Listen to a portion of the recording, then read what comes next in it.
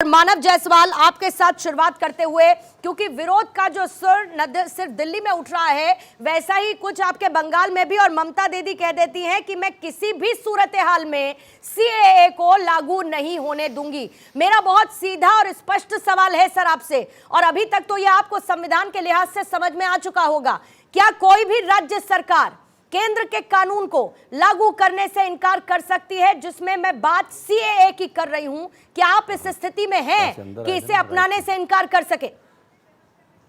पहले तो आपके माध्यम से सभी को मेरा बहुत बहुत नमस्कार है। जिस तरीके से ये जो भ्रष्टाचारी जुमला पार्टी है, जिस तरीके से पूरे देश को बरगलाने में इन्होंने कोई कसर नहीं छोड़ी।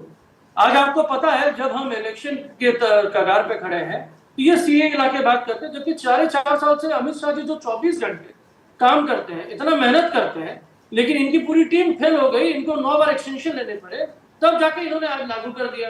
दूसरी बात हम पूछना चाहते हैं कि जब आप सीए की बात करते हैं तो क्यों नहीं आप बेरोजगारों की बात कर रहे हैं? क्यों नहीं हमारे वो बेटियों की बात कर रहे हैं जो 18 से 25 साल की युवा है, जिन्होंने परीक्षाएं दी है, डिग्री हासिल करी, उनके पास रोजगार नहीं है? क्यों नहीं आप वो महंगाई की बात करते हैं कि आज एक माँ कुछ कैसे? जायसवाल जी, आप मेरा सवाल समझे नहीं या मैं आपको समझा नहीं पाई?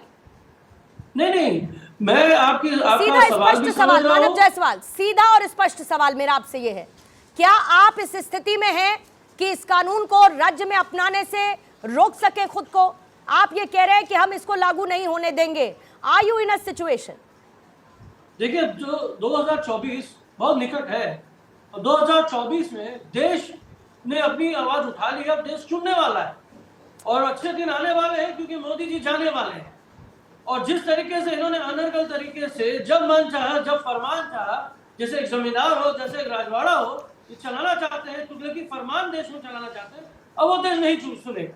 और हमारी जो नेत्री सुश्री ममता बनर्जी जी ने बड़े संकल्प से बंगाल को, और अब उनका जो संकल्प है वो पूरे देश के प्रति समर्पित है कि देश को सुरक्षित करना है, देश को आगे ले जाना है। और जिस तरीके से हम, चलिए, आप मानव जायसवाल, एक तो इनका फोल्ड बैक, जरा इनकी आवाज बढ़ाएंगे, लेकिन मानव जी आपका होमवर्क मुझे अधूरा नजर आता है। 2 बार मैंने सवाल पूछा, एक ही सवाल पूछा, लेकिन उस सवाल का सीधा और स्पष्ट जवाब आप मुझे नहीं दे पाए, तो मैं आपको दे देती हूँ, मैं आपको आपका जवाब दे देती हूँ। सर, मुझे उम्मीद थी कि आप देंगे, क्योंकि सीधे सीधे जो संविधान है उसकी 7वीं अनुसूची में 3 सूचियों के तहत राज्य, आ रही हूं राकेश जी, राज्य और केंद्र के बीच शक्तियों का बंटवारा हुआ है। और ये जो कानून है नागरिकता को लेकर, सिटीजनशिप को लेकर, ये यूनियन लिस्टेड है और इस पर ना नुकुर करने का आपका कोई अधिकार नहीं है। ये जवाब मैं आपका दे देती हूं। अब राकेश त्रिपाठी जी, आपके पास आते हुए मुझे ये बताइए कि इस पूरे मामले में आप, एक सेकेंड सर, आ रही हूं, आपका समय हो गया। इस पूरे मामले में जब राज्य सरकार इस स्थिति में है ही नहीं और ये यूनियन लिस्टेड है, सिटीजनशिप का मामला, तो फिर इतनी राजनीति और इस राजनीतिक लाभ की दशा और दिशा है क्या इन पार्टीज के लिए, फिर चाहे वो ममता बनर्जी हो और या फिर अरविंद केजरीवाल? देखिए पूर्णिमा, जब आप सवाल पूछ रही थी तो मुझे बहुत तरस आ रहा था कि कैसे इस सवाल का जवाब दे। ऐसा नहीं है कि इस सवाल को समझे नहीं है मानव जी, सवाल समझते हैं, इसका उत्तर भी जानते हैं, अनभिज्ञ नहीं है, जानकार कम नहीं है, पढ़े लिखे हैं, जानते हैं, संविधान पढ़ा है इन्होंने, लेकिन ये सवाल का जवाब क्यों नहीं देना चाहते थे? क्योंकि जनता को बरगलाने का जो इनका मिशन है ना, वो छूट जाएगा, वो खुल जाएगा, सारी पोल खुल जाएगी। लेकिन खैर, आपको बहुत साधुवाद कि आपने देश की जनता के सामने स्पष्ट तौर पर बता दिया कि संघ सूची क्या होती है, राज्य सूची क्या होती है, समवर्ती सूची क्या होती है। संघ सूची से संदर्भित मामलों पर कानून बनाने का अधिकार केवल और केवल केंद्र को है, राज्य को नहीं है, यह स्पष्ट है। हालांकि ये कई बार प्रयास करते हैं कि कैसे संघ के कामों में दखल अंदाजी करने का काम करें। हमने वो भी दृश्य देखा है जब सीबीआई को घुसने से रोकने का प्रयास किया गया, सीबीआई के अधिकारियों को गिरफ्तार करने का प्रयास किया गया, हमने वो भी प्रयास देखे हैं। लेकिन अभी हमने संदेश खाली के मामले में यह भी देखा कि कैसे कोर्ट की फटकार के बाद सीबीआई को आखिरकार अपने जिनको दामाद बनाकर रखा था उसको सौंपना ही पड़ा। देखिए, सच यह है कि यह नागरिकता देने का कानून है, लेकिन देश में एक बरगलाने का लंबा प्रयास किया गया कि नागरिकता छीनने का कानून है।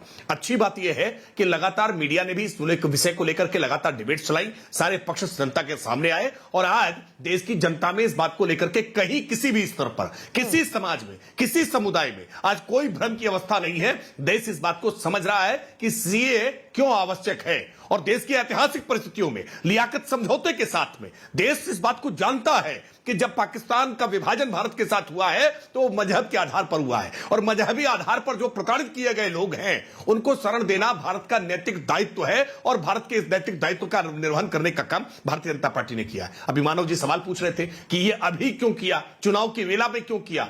अरे भाई, भारतीय जनता पार्टी जो कहती है वो करके दिखाती है। हमने अनुच्छेद 370 हटाने के लिए कहा था ना, करके दिखाया ना। क्यों परेशान हो रहे हैं? भाजपा जो कहती है वो करती है।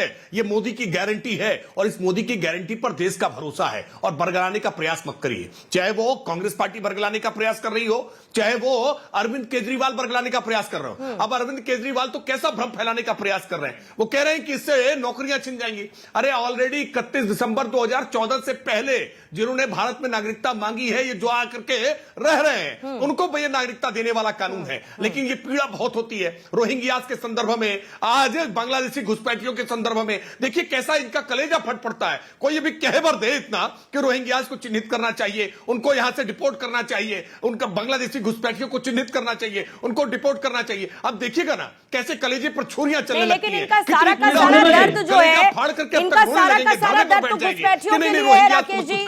इनका दर्द तो शरणार्थियों के लिए है ही नहीं। इनको ये समझ ही नहीं आ रहा कि जो लोग मजबूर हैं, जो अपनी बहू, अपनी बेटियों की सुरक्षा चाहते हैं, वो शरणार्थी के तौर पर भारत में शरण चाहते हैं। और 31 जनवरी 2022 तक का आंकड़ा जायसवाल जी सुनिएगा, जिसमें 46% महिलाएं हैं, लड़कियां हैं, और 36% बच्चे हैं। ये रजिस्टर्ड हैं बाकायदा। ये वो हैं जो शरणार्थी, जो चाहते हैं कि उनको भारत में जगह मिले। लेकिन राकेश जी, इनका सारा का सारा दर्द जब झलकता है, ममता टपकती है, तो वो तो रोहिंग्याओं के लिए टपकती है। शरणार्थी तो इनको नजर ही नहीं आते।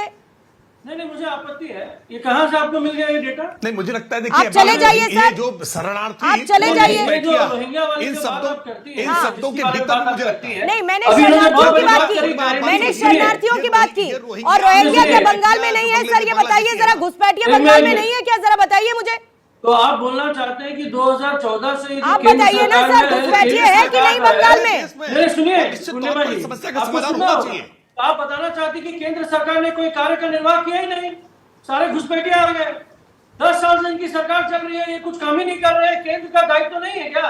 बॉर्डर भी हम ही संभाले, बॉर्डर भी राज्य सरकार। अभी तो आपने फेडरलिज्म की बात करी, संजय ढांचे की बात करी। जब संघीय ढांचा की आप बात कर रहे हैं तो बॉर्डर किसको संभालना है जी? बॉर्डर की सुरक्षा किसके दायित्व है? मैंने सिर्फ मुंह जबानी बातें करना है, लफबाजी करनी है, गारंटी देते हैं। अरे कौन सी गारंटी की बात करते हैं?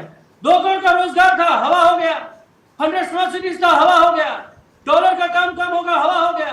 पेट्रोल डीजल कम होगा, हवा हो गया। सुनिए, देश में 2 गारंटियां चल रही हैं। एक है मोदी की जुमला वाली गारंटी, और एक है दीदी की गारंटी विद वारंटी, कि अगर हमारी गारंटी में कोई कमी आ जाए तो आप हमको प्रश्न करिए। चलिए, अच्छा है जायसवाल जी, अभी तक मैदान में तो चुनावी प्रचार के साथ नजर नहीं आए थे। कम से कम इस डिबेट के साथ आपने आगाज तो कर दिया।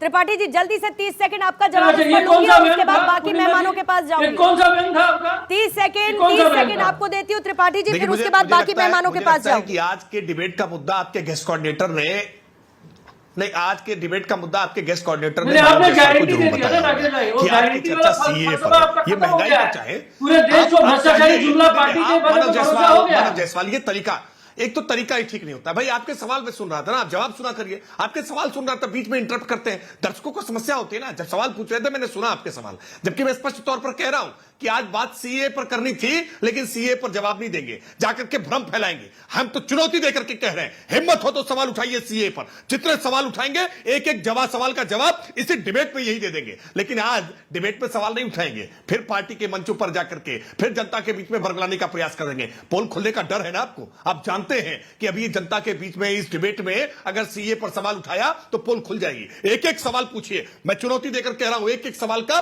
तथ्यात्मक जवाब दूंगा। लेकिन आप सीए पर सवाल नहीं उठाएंगे। आज सवाल उठाएंगे महंगाई पर। आप महंगाई पर डिबेट करेंगे, हम महंगाई पर डिबेट करने के लिए तैयार हैं। आज आज आज मुझे कुछ जोड़ना है।